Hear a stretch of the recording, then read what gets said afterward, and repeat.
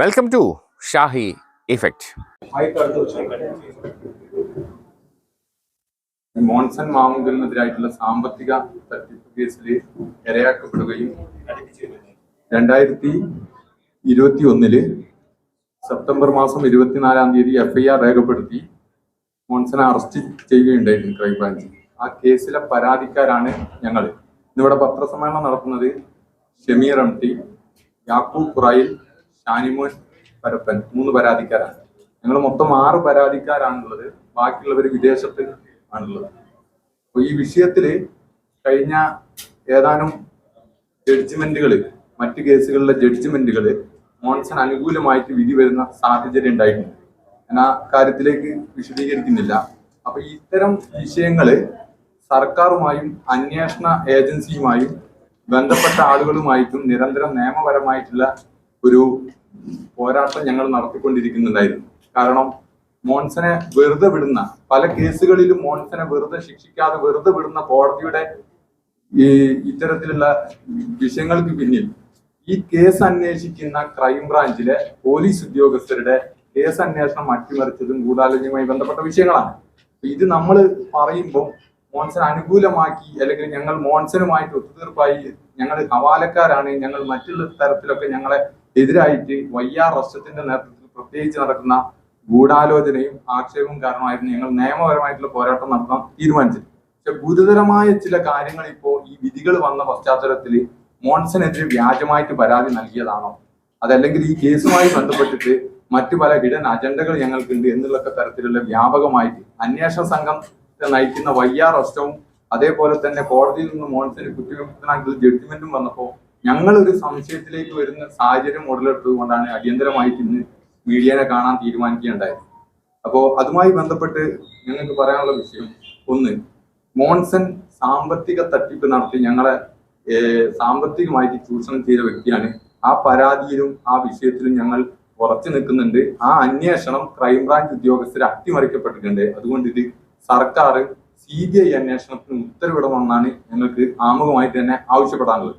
ഈ CBI അന്വേഷണം ആവശ്യപ്പെട്ടുകൊണ്ടുള്ള ഒരു പ്രസ് മീറ്റ് ആണ് ഞങ്ങൾ ഇന്നിവിടെ നടത്തുന്നത്. അതിലേക്കുള്ള വിഷയം എന്താണെന്ന് വെച്ചാൽ, ഒന്നാമത് ഈ കേസിൽ നിരവധി ആളുകളെ ഗൂഢാലോചനയിലൂടെ പ്രതി ചേർക്കാനും അതേപോലെ തന്നെ ഈ കേസിൽ ഉൾപ്പെട്ട ഉന്നതരായ പോലീസ് ഉദ്യോഗസ്ഥരെയും മറ്റും സംരക്ഷിച്ച് രക്ഷപ്പെടുത്താനുള്ള ശ്രമങ്ങൾ YR റസ്റ്റത്തിന്റെ നേതൃത്വത്തിൽ ഉണ്ടായിട്ടുണ്ട്.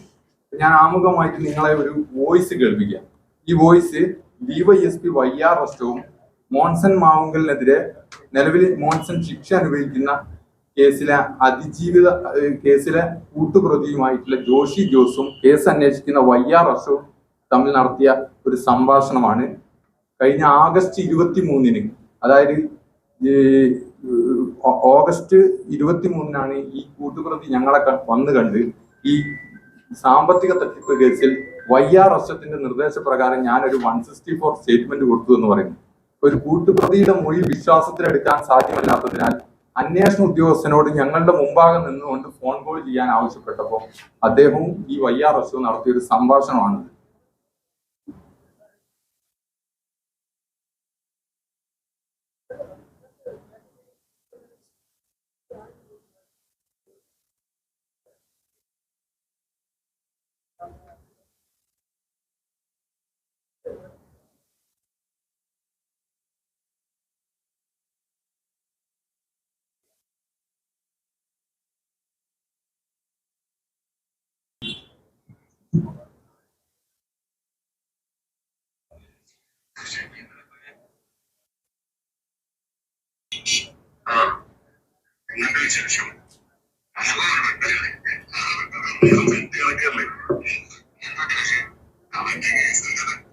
ഹൈക്കോടതിയിൽ സ്റ്റേ ആയിരുന്നു ഇത്രയും ദിവസം.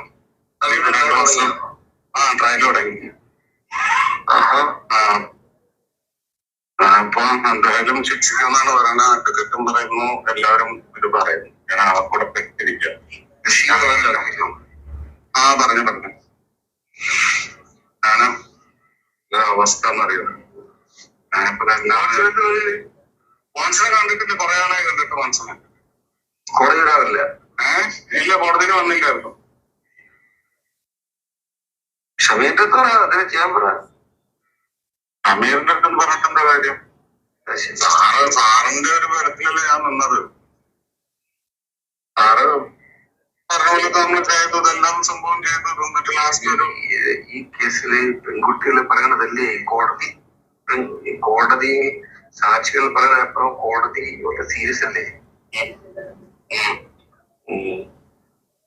വക്കീലെന്താ കൺവിക്ഷൻ ആവുന്ന പറഞ്ഞ കൺവിക്ഷൻ ആവുന്ന പറയണത്. ഇപ്പൊ എല്ലാവരുടെയും ഇതാണല്ലോ. അപ്പൊ പുള്ളി പറയുന്ന മൊഴിയുണ്ടല്ലോ എന്നാണ് ജഡ്ജി പറയുന്നത്. പറയുന്നത് ജഡ്ജ് ബാക്കിയുള്ള തെളിവുകളൊന്നും പോരാ എന്നുള്ളതിലാണ് പറയുന്നത്. പുള്ളി രക്ഷിക്കാൻ വേണ്ടി ഇരിക്കുക. ജഡ്ജ് കൺവിക്ഷൻ ഇല്ല വന്നത്. കൺവിക്ഷൻ ഉണ്ടാവുന്നല്ല, മൊഴിയുണ്ടല്ലോ എന്ന് പറയൂ. അതില് കൺവിക്ഷൻ ആണെന്ന് പറയൂലല്ലോ പുള്ളി. പി പി എന്ന് കാണാത്ത പി പി എന്താ പറയുക? പി പി ഒന്നും പറഞ്ഞില്ല. നിനക്കിപ്പോ എന്താ ജോലി? ഞാനിപ്പോ എന്റെ പണി തന്നെ വല്ലപ്പോഴും മേക്കപ്പ് കിട്ടും, അതിനൊക്കെ തട്ടി വെച്ചു. മറ്റേ കേസിൽ അറസ്റ്റ് ചെയ്തല്ലേ? മറ്റേനകത്ത് അറസ്റ്റായി. അത് മനസ്സിലാക്കാതെ അവര് വീട്ടിൽ വന്ന കണ്ണുകൊണ്ട് വന്നിട്ടാണ് എന്നെ പിടിച്ചോണ്ട് പോയത്. അറിയോ? ഞാൻ തീവ്രവാദിയെ തീവ്രവാദിയെ പോയാണ് ഞാൻ പോയത്.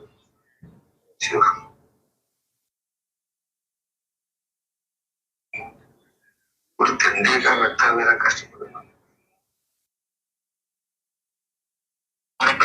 ഞാനത് ആറിനെ വിശ്വസിച്ചു. സാറ് പറഞ്ഞ സുധാകരന്റെ സംഭവമൊക്കെ ആയി കഴിഞ്ഞാൽ റെഡിയാവുമെന്ന് വിചാരിച്ചിട്ട് ഞാൻ അതും പോയി പറഞ്ഞു. അതുപോലെ ഒന്നും ആയില്ല. എല്ലാം കൂടെ ഞാൻ പറഞ്ഞ ഭാഗം, അതായത് സാറ് പറഞ്ഞിട്ട് സുധാകരൻ സാറിനെതിരെ ഞാൻ മൊഴി കൊടുത്തു എന്നാണ് ഇതിൽ പറഞ്ഞത്. വോയിസ് അയച്ചത്. അപ്പോ ഇദ്ദേഹം പറയുന്നത് എന്താന്ന് വെച്ചാല്, കെ സുധാകരനെതിരെ ഞങ്ങളുടെ പരാതിയിൽ അനൂപ് അഹമ്മദാണ് 2018 നവംബർ 22 മോൺസൺ മാവുങ്കലിന് പണം കൊടുക്കുമ്പോൾ കെ സുധാകരന്റെ സാന്നിധ്യം അവിടെ ഉണ്ടായിരുന്നു എന്നാണ് ഞങ്ങളുടെ പരാതിയിൽ പറഞ്ഞത്. ഈ പരാതിക്ക് ശേഷം ഈ കേസ് അന്വേഷിച്ച SP സോജൻ 2022 ജൂലൈ മാസം വരെ ഈ കേസ് 2021 സെപ്റ്റംബർ മുതൽ അറസ്റ്റിന് ശേഷം അന്വേഷിച്ചത് SP സോജന.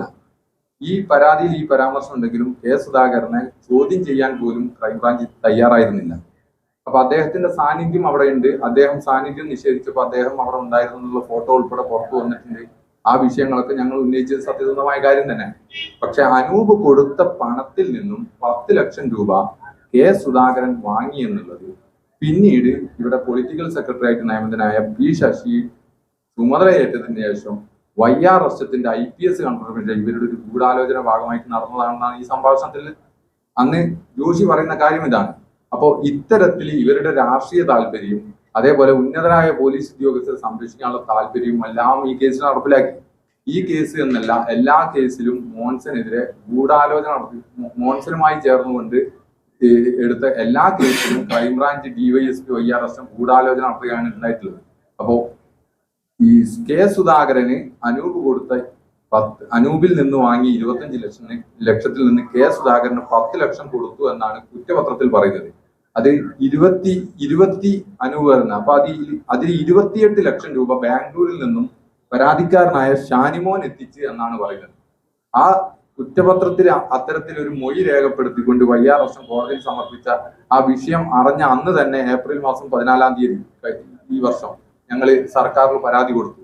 ഞങ്ങളുടെ മൊഴിയിൽ ഉൾപ്പെടെ തെറ്റായ കാര്യങ്ങളാണ് രേഖപ്പെടുത്തിയിരിക്കുന്നത്. അപ്പൊ മാത്രമല്ല, സുധാകരൻ പണം വാങ്ങി എന്ന് പറയുന്നത് മോൺസന്റെ ജീവനക്കാരായ 3 പേരുടെ 164 ആണ്. അതിലുള്ള ഒരു 164 കൊടുത്ത കക്ഷിയാണ് ഈ പറയുന്നത്. സാറ് പറഞ്ഞതിന്റെ അടിസ്ഥാനത്തിൽ കെ സുധാകരനെതിരെ ഉൾപ്പെടെ ഞാൻ കാര്യങ്ങളെല്ലാം ചെയ്തു തന്നിട്ടും എന്നെ നിങ്ങൾ കേസിൽ നിന്ന് ഊരി തന്നില്ലല്ലോ. അപ്പൊ ഈ വിഷയങ്ങളൊക്കെ സമഗ്രമായിട്ട് അന്വേഷിക്കണം. രാഷ്ട്രീയ പ്രേരിതമായിട്ട് ആളുകളെ കേസിൽ ഉപയോഗപ്പെടുത്തുകയും ഞങ്ങളുടെ പണം നഷ്ടപ്പെട്ട ഞങ്ങളുടെ ഈ പണം കണ്ടെത്താനോ ഈ വിഷയങ്ങൾ ഒന്നും കേസിൽ ഉൾപ്പെടുത്താതെ തികച്ചും കേസ് അട്ടിമറിക്കുന്ന ഒരു നിലപാടാണ് സ്വീകരിച്ചിട്ടുള്ളത്. പിന്നെ ഈ പറയുന്ന പീഡന കേസുകൾ കോടതിയിൽ ശക്തമായിട്ട് പ്രോസിക്യൂഷന് വിജയിപ്പിക്കാൻ സാധിക്കാത്ത പ്രശ്നങ്ങളുണ്ട്. അതുമായി ബന്ധപ്പെട്ടിട്ട് അവിടെ ഒരു പെൺകുട്ടിയെ, അതായത് ഈ പറയുന്ന 2 വോയിസും കൂടി ഉണ്ട്. അതായത് ഞങ്ങൾ അയച്ചുതരാം. ബാംഗ്ലൂരിൽ നിന്ന് ഒരു പെൺകുട്ടിയെ കൊണ്ടുവന്ന് ക്രൈംബ്രാഞ്ചിൽ നിന്ന് ഭീഷണിപ്പെടുത്തി കേസ് എടുക്കുന്ന ഒരു സാഹചര്യം ഉണ്ടായിരുന്നു. അപ്പോ ഇതുമായി ബന്ധപ്പെട്ടിട്ട്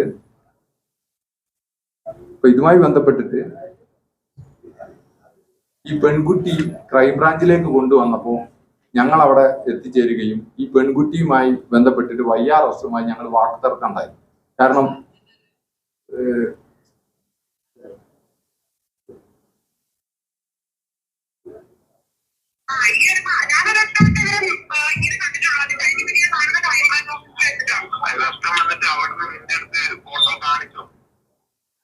ഇല്ല, ഞാനപ്പോ പലവട്ടം എന്നോട് പറഞ്ഞിട്ട് എന്നോട് ചോദിച്ചു അയാൾ എങ്ങനെയായിരുന്നു. അപ്പോഴൊക്കെ ഞാൻ പറഞ്ഞു എനിക്ക് കുഴപ്പമില്ല, എന്നോട് പറയാം. അതായത് ഇങ്ങനെ ഞാൻ മറച്ചു വെക്കുക, നിനക്കറിയാം ഇങ്ങനെ ഒരാളെ പേര് ചെയ്ത് എന്താ സംഭവിക്കാൻ നിനക്കറിയാം, എത്ര പെൺകുട്ടികളുടെ ഫ്ലാറ്റാണ്, അങ്ങനെ ഞാനൊക്കെ എന്നോട് പറഞ്ഞു. അപ്പോഴൊക്കെ ഞാൻ പറഞ്ഞു ഇപ്പൊ എന്റെ അപ്പനാണെ പോലും അങ്ങനെ ചെയ്തിട്ടുണ്ടെങ്കിൽ എന്റെ അപ്പനെതിരെ വരെ ഞാൻ മൊഴി കൊടുക്കാൻ ഞാൻ തയ്യാറാണ്. എന്റെ അപ്പനാണെങ്കിൽ പോലും ഞാൻ പറഞ്ഞ അന്നത്തെ ഒരു പ്രായത്തിൽ അതിന് ഞാൻ ചിലപ്പോൾ മൊഴി കൊടുക്കില്ലായിരിക്കാം. കാരണം എനിക്ക് പേടിയൊന്നും പോയിട്ട് അതിനോട്. പക്ഷെ ഇങ്ങനെ എനിക്കിപ്പോ 24 വയസ്സുണ്ട്. എനിക്ക് എന്തെങ്കിലും സംഭവത്തിലാണെങ്കിൽ അത് എവിടെയാണെന്നൊക്കെ പോയി സംസാരിക്കണോ ഒരു ഇത് എനിക്കുണ്ട് ഇപ്പോ. അപ്പൊ ഞാൻ സംസാരിക്കും. എനിക്കിത് പറയാൻ ഒരാളുടെ അയച്ചുതരാം. അതായത് കൃത്യമായിട്ട് ഈ പെൺകുട്ടിയുടെ അനുഭവം പറയാം. ക്രൈംബ്രാഞ്ച് ഓഫീസിൽ ഈ പെൺകുട്ടിയെ പിടിച്ചു കൊണ്ടുവന്നിട്ട് ഭീഷണിപ്പെടുത്തി കേസടിക്കുക. അപ്പൊ ഞങ്ങൾ അത് എതിർത്തു. അവർക്ക് പരാതി ഇല്ലെങ്കിൽ ആ സംഭവം നടന്നിട്ടേ ഇല്ല. അതായത് ഏറ്റവും ഇതില് അത്ഭുതപ്പെടുത്തുന്ന കാര്യം, ഒരു ക്രൈംബ്രാഞ്ച് ഓഫീസിൽ നിന്ന് പെൺകുട്ടിയുടെ മോർഫ് ചെയ്ത ചിത്രം കാണിച്ച് ഭീഷണിപ്പെടുത്തി കേസിടിക്കുക. അപ്പൊ ഇത്തരത്തില് ഈ കേസിടിക്കാനുള്ള സാഹചര്യം എന്താണ്? അല്ലെങ്കിൽ സാമ്പത്തിക കേസിൽ പ്രതിയാക്കും. ഈ കേസെടുക്കുന്ന സാഹചര്യം എന്താ? CPIMന്റെ സംസ്ഥാന സെക്രട്ടറി ഒരു പ്രസ്താവന എടുക്കുന്നത് K. സുധാകരൻ അത് പീഡന സമയത്ത് അവിടെ ഉണ്ടായിരുന്നു. അപ്പൊ ഈ കേസ് നടക്കുന്ന അല്ലെങ്കിൽ കോടതിയിൽ കേസ് എത്തി കുറ്റപത്രത്തിൽ കേസ് കൊടുത്ത പരാതിക്കാരിൽ നിന്ന് ഭീഷണിപ്പെടുത്തി ഈ മൊഴി രേഖപ്പെടുത്താൻ ശ്രമിക്കുന്നു. അപ്പൊ അത് അസാധ്യമായി വന്നപ്പോൾ അടുത്ത ആളെ പിടിച്ചുകൊണ്ട് വന്നിട്ട് ഭീഷണിപ്പെടുത്തി കേസെടുക്കുക. അങ്ങനെ ഇത്തരത്തിൽ ഇവരുടെ താല്പര്യങ്ങൾ സംരക്ഷിക്കാൻ വേണ്ടിയിട്ട് ഭീഷണിപ്പെടുത്തി കേസെടുക്കുക. ഈ കേസ് കോടതിയിൽ എത്തുമ്പോൾ അവിടുന്ന് പരാജയപ്പെട്ടു പോകുന്ന ഒരു അവസ്ഥയാണുള്ളത്. അപ്പൊ ഇത്തരത്തിൽ ഭീഷണിപ്പെടുത്തി ഇത്തരം കേസുകൾ എടുത്തതാണ് കോടതിയിൽ നിന്ന് ഇപ്പോ ഈ മോൻസനെ കുറ്റവിമുക്തനാക്കി പോയിരുന്നത്. അപ്പൊ യഥാർത്ഥത്തിൽ വസ്തുത എന്താണ്? ഞങ്ങളെ സാമ്പത്തിക തട്ടിപ്പിന് ഇരയാക്കിയ ഞങ്ങളെ ഉൾപ്പെടെയുള്ള നിരവധി ആളുകളെ സാമ്പത്തികമായിട്ട് ചൂഷണം ചെയ്യാൻ മോൺസൺ ഇതൊക്കെ ഇവർ ചെയ്യുന്നത് എന്തിനാന്ന് വെച്ചാൽ മോൺസൺ ഉപയോഗിച്ച കുറച്ച് രേഖകളുണ്ട്. ഈ കുറ്റപത്രത്തിൽ അതിനെക്കുറിച്ച് ഒന്നും പറയുന്നില്ല. ബോംബെ അപ്പാരൽ ട്രൈബ്യൂണലിന്റെ കോടതി ജഡ്ജ്മെന്റുകളുണ്ട്, അതിലുപയോഗിച്ച സീലുകളുണ്ട്, HSBC ബാങ്കിന്റെ രേഖകളുണ്ട്, അതിന്റെ സീലുകളുണ്ട്, ഇതിനെക്കുറിച്ച് DRDOയുടെ എഗ്രിമെന്റുകളുണ്ട്, DRDOയുടെ ഡോക്യുമെന്റുകളുണ്ട്. ഈ സീലുകൾ ആര് നിർമ്മിച്ചു? ഇത് എവിടെ നിന്ന് നിർമ്മിച്ചു? ഈ വ്യാജ ഡോക്യുമെന്റുകൾ മോൺസൺ എവിടെ നിന്ന് കിട്ടി? ഇതൊന്നും കുറ്റപത്രത്തിൽ പറയുന്നില്ല. ഇവരാരും പ്രതികളുമല്ല. അതേപോലെ തന്നെ ഈ പ്രധാനമായിട്ട് ഞങ്ങളുടെ പരാതിയിൽ പറഞ്ഞതാണ് DGP ബെഹ്റ ഒപ്പിട്ട രേഖ. DGP ബെഹ്റ ഒപ്പിട്ട രേഖ ഒരു നിസാര സംഭവമല്ല. അത് ഈ മുൻ DGP പോലും ഹൈക്കോടതിയിൽ സത്യവാങ്മൂലത്തിൽ പറഞ്ഞ അൺഷെഡ്യൂൾഡ് വിസിറ്റ് എന്നാണ്. കള്ളമാണ്. ആ ബെഹ്റ അവിടെ വരുന്നത് പരാതിക്കാരായ ഞങ്ങളെ വിളിച്ച് മുൻകൂട്ടി തന്നെ മോൺസൺ പറയുന്നുണ്ട്. അതിന്റെ വോയിസ് റെക്കോർഡ് മോൺസൺ അറസ്റ്റ് ചെയ്ത അന്ന് തന്നെ SP മുതൽ മുഴുവൻ അന്വേഷണ ഉദ്യോഗസ്ഥർക്കും വാട്സപ്പിൽ ഞങ്ങൾ അയച്ചു കൊടുത്തിട്ടുണ്ട്. അപ്പൊ ഈ വിഷയത്തിലേക്ക് അന്വേഷണം നടന്നതേ ഇല്ല. ബെഹ്റ അവിടെ വരുന്നത് അനിത പുല്ലയിൽ ക്ഷണിച്ചിട്ടാണ് എന്ന് അവര് തന്നെ മീഡിയയിൽ പറഞ്ഞിട്ടുണ്ട്. അപ്പൊ ഇവര് തന്നെ ഈ വിഷയം പറഞ്ഞിട്ടും ഈ വിഷയം അഡ്രസ് ചെയ്യാനോ കുറ്റപത്രത്തിൽ സമർപ്പിക്കുമ്പോൾ അതിൽ രേഖപ്പെടുത്താനോ ക്രൈംബ്രാഞ്ച് തയ്യാറായിട്ടില്ല. ഇത്തരത്തിലുള്ള ഉന്നതരെ സംരക്ഷിക്കാൻ വേണ്ടിയിട്ടാണ് ഇവർ ഈ കേസ് മൊത്തത്തിൽ അട്ടിമറിക്കപ്പെടുന്നത്. എന്നിട്ട് എന്ത് ചെയ്തു? ബെഹ്റ അവിടെ വരുന്നത് 11/5/2019 ബെഹ്റ മനോജ് എബ്രഹാമും മുൻ DGP ലോക്നാഥ് ബെഹ്റയും 11/5/2019 അവിടെ വരുന്നു. അനിത പുല്ലയിൽ ക്ഷണിച്ച് അവിടെ വന്ന് ഈ ദിവസങ്ങൾക്കുള്ളിൽ തന്നെ മോൺസൺ മാവുങ്കലും ഡ്രൈവർ അജിത്തും അനിത പുല്ലയിലും ഈ കേസിലെ തന്നെ പ്രതിയായിട്ടുള്ള സന്തോഷും കൂടി DGP ഓഫീസിലെത്തുന്നത്. എന്നിട്ട് മോൺസൺ എഡിഷൻ എന്ന് പറയുന്ന ഒരു ലെറ്റർ ഹെഡിൽ അപേക്ഷ കൊടുക്കുന്നത്, അമൂല്യമായ പുരാവസ്തുക്കൾ വീട്ടിലുണ്ടെന്നും അതിന് പ്രൊട്ടക്ഷൻ വേണമെന്നും.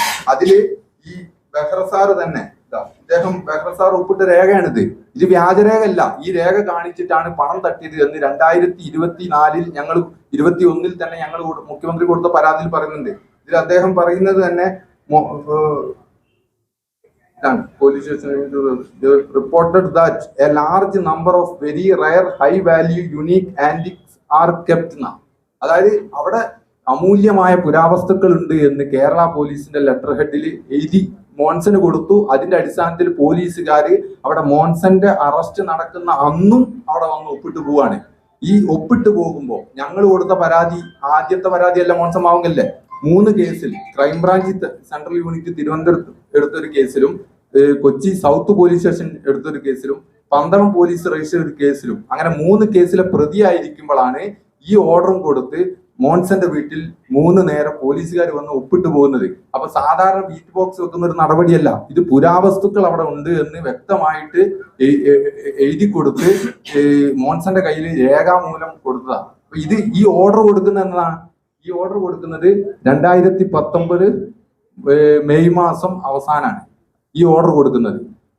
ഇതേ മെയ് മാസം 11-ാം തീയതിയാണ് ബഹ്റൈൻ മനോജ് എബ്രഹാം അവിടെ വരുന്നത്. എന്നിട്ട് അവര് പറഞ്ഞത് എന്താ, സംശയം തോന്നി ഞങ്ങൾ എൻഫോഴ്സ്മെന്റ് ഡിപ്പാർട്ട്മെന്റിന് കത്ത് എഴുതിയെന്ന്. ഒരു DGP ആയിരിക്കുന്ന അദ്ദേഹത്തിന് അറിയില്ലേ EDക്ക് ഒരു കേസ് എടുക്കണമെങ്കിൽ കേരള പോലീസ് ഇവിടെ ഒരു FIR രേഖപ്പെടുത്തണമെന്ന്. ഇത്തരത്തില് എല്ലാം ഹൈക്കോടതിയിൽ കൊടുത്ത സത്യവാങ്മൂലത്തിൽ ഉൾപ്പെടെ ഈ കേസിന്റെ എല്ലാ ഘട്ടത്തിലും ഉന്നതരായ പോലീസ് ഉദ്യോഗസ്ഥരെ സംരക്ഷിക്കുന്ന ഒരു നടപടിയാണ് ഇവർ സ്വീകരിച്ചിട്ടുള്ളത്. അപ്പൊ ഇതൊക്കെ സമഗ്രമായിട്ട് അന്വേഷിക്കണം. ഇതിലുള്ള പോലീസ് ഉദ്യോഗസ്ഥരെ കുറിച്ചിട്ടും ഇതില് പിന്നെ പ്രധാനമായിട്ട് ഞങ്ങൾക്കുള്ള അലിഗേഷൻ റസ്റ്റം ഈ പറയുന്ന അതിജീവിതമാർക്കൊക്കെ പണം ഭീഷണിപ്പെടുത്തി മറ്റും നിർബന്ധിച്ച് വാങ്ങിക്കൊടുത്തു. ഈ യാക്കൂബിൽ നിന്നും 1,25,00,000 രൂപ മോൻസൺ ശിക്ഷിക്കപ്പെട്ട പോക്സോ അതിജീവിതക്ക് കൊടുത്തു. റസ്റ്റത്തിന്റെ തന്നെ മൊഴി അവർക്ക് കൊടുത്തതാണ്, ഞാൻ കൈക്കൂലിയായി വാങ്ങിയതല്ലാന്ന്. റസ്റ്റം മെഡലിൽ നിന്നും റസ്റ്റം വാട്സപ്പ് വഴി അക്കൗണ്ട് നമ്പർ അയച്ചു, അക്കൗണ്ട് വഴിയാണ് കൊടുത്തത്. ആ കേസ് വിജിലൻസ് ഹൈക്കോടതി ഉത്തരവുണ്ടായിട്ടും 6 മാസം പൂർത്തീകരിച്ചിട്ടും ഇതുവരെ അന്വേഷണം പൂർത്തീകരിക്കാൻ സാധിച്ചിട്ടില്ല. അപ്പൊ ഈ കേസിലെ പരാതിക്കാരനായ അനൂപ് അഹമ്മദ് പണം തട്ടിയ ഒരു വിഷയവുമായി ബന്ധപ്പെട്ട് ഇദ്ദേഹം ഒരു പരാതി കൊടുക്കുന്നു. ആ പരാതിയിൽ സമഗ്രമായ അന്വേഷണവും കുറ്റമറ്റ നടപടിയും സ്വീകരിക്കാമെന്ന് റസ്റ്റം വാക്കു നൽകുന്നു. അതിനുശേഷം ആ നടപടിയിലേക്ക് അദ്ദേഹം കടക്കാതെ വന്നപ്പോൾ ഇതുമായി ബന്ധപ്പെട്ട് അന്വേഷണ ഉദ്യോഗസ്ഥനെ ചോദ്യം ചെയ്തു. കൂടാതെ നേരത്തെ പറഞ്ഞ ബാംഗ്ലൂരിൽ നിന്നും മറ്റും കൊണ്ടുവന്ന പെൺകുട്ടികളെ ഭീഷണിപ്പെടുത്തി കേസെടുക്കുന്ന വിഷയം ചോദ്യം ചെയ്തപ്പോൾ ഈ വൈരാഗ്യത്തിൽ ഞങ്ങൾക്കെതിരെ തിരിയാണ്. ഇപ്പൊ ഞങ്ങൾ ഹവാലക്കാരനാണ്, ഞങ്ങൾ അനധികൃതമായിട്ട് ഇദ്ദേഹം 100 ഏക്കർ ലാൻഡ് അനധികമായി സമ്പാദിച്ചു എന്ന് പറഞ്ഞ് മാനന്തവാടി താലൂക്ക് ലാൻഡ് ബോർഡ് ചെയർമാന് കത്തയച്ചു. അന്വേഷണം നടന്നുകൊണ്ടിരിക്കുക. ഞങ്ങൾക്കാർക്കും അത്തരത്തിലുള്ള ഒരു ഭൂസ്വത്തോ അങ്ങനത്തെ ഒരു വിഷയമില്ല.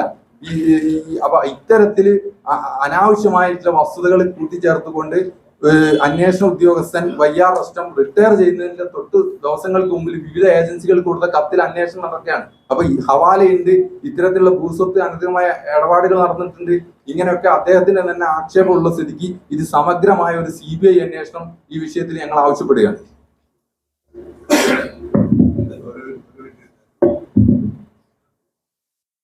രണ്ടായിരത്തി 2016 ഞാൻ ആദ്യമായിട്ട് മോൺസണെ കാണുന്നത്.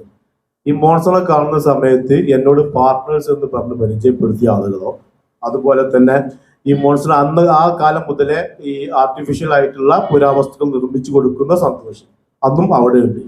ആ സന്തോഷ് ആണ് ഇത്രയും കാലം അദ്ദേഹത്തിന് ഈ പുരാവസ്തുക്കളെ നിർമ്മിച്ചു നൽകിയത്.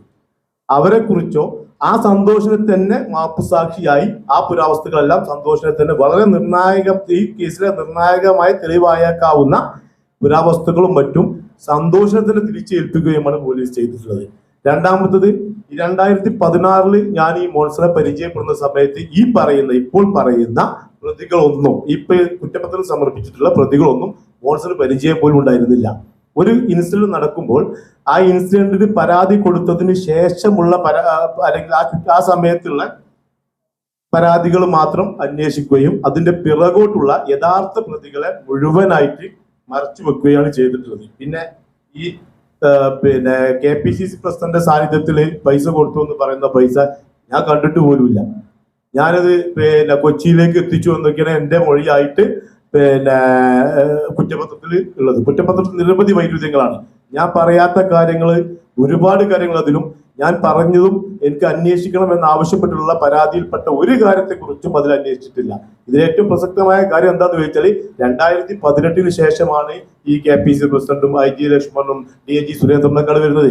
അവരെങ്ങനെ 2017 പൈസ കൊടുക്കാൻ തുടങ്ങിയ നമ്മളെ കേസിലെ 2 പ്രതിയാവുക വളരെ ലോജിക്കായിട്ട് ചിന്തിക്കേണ്ട ഒരു കാര്യമാണ്. ഞാൻ ഓൾറെഡി കേസ് ഹൈക്കോടതിയിൽ കൊടുത്തു, FMB കൊടുത്തു, CMB കൊടുത്തു, ഡിഫർമേഷൻ കൊടുത്തു. അപ്പൊ എന്നെ ഭീകരവാദിയും ഹവാലക്കാരനും ഒക്കെ ആയിട്ട് ചിത്രീകരിച്ചുകൊണ്ട് മറ്റേ ഫെമയിലും മറ്റേ ഇഡിയിലും AML-ലും റോയിലും ഒക്കെ ലെറ്റർ എഴുതിയാണ് ഭീകരവാദികളാണെന്നൊക്കെ പറഞ്ഞിട്ട്. സമഗ്രമായ അന്വേഷണം നടത്തി CBI-യോ അതിനേക്കാൾ മുകളിലുള്ള ഏജൻസിയോ അന്വേഷിക്കണമെന്നാണ് എനിക്കിത് പറയാനുള്ളത്. എൻ്റെ പേര് യാക്കൂബാണ്. എൻ്റെ പണം തട്ടിയയില് മോൺസനെ പോലെ തന്നെ അനൂപിന് വ്യക്തമായ പങ്കുണ്ട്. അനൂപ് ഞങ്ങളെ പരാതിക്കാരനാണ്. അവനെ സാക്ഷിയാക്കിയിട്ടാണ് ഇപ്പൊ സുധാകരൻ സാർ പേരിൽ കേസ് എടുത്തത്. 9526746402. എൻ്റെ നമ്പർ 9526746402. 9656 ഷമീർ, MT ഷമീർ. 9656007755. 9656007755. ഞങ്ങൾ ഇവിടെ പറഞ്ഞ എല്ലാ കാര്യങ്ങളിലും കോടതിയും മറ്റ് ഏജൻസികളായിട്ട് ഞങ്ങൾ പരാതിയും കാര്യങ്ങളൊക്കെ ഓൾറെഡി കൊടുത്തിട്ടുണ്ട്. ഷാനിമാൻ 8000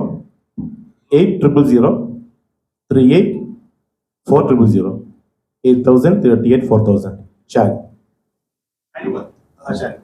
നിങ്ങളുടെ സഹകരണം നമുക്ക് അത്യാവശ്യമാണ്. ഈ രാജ്യത്ത് സംവിധാനങ്ങളെല്ലാം നിലനിൽക്കണം, കോൺസ്റ്റിറ്റ്യൂട്ട് നിലനിൽക്കണം.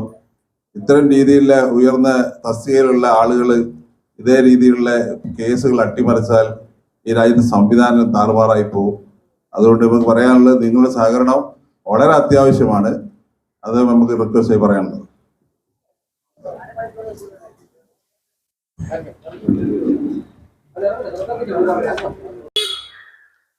പുതിയ വിശേഷങ്ങളുമായി വീണ്ടും കാണാം. അതുവരെ ഏവർക്കും ഷാഹി ഇഫക്റ്റിന്റെ സി ഓഫ്.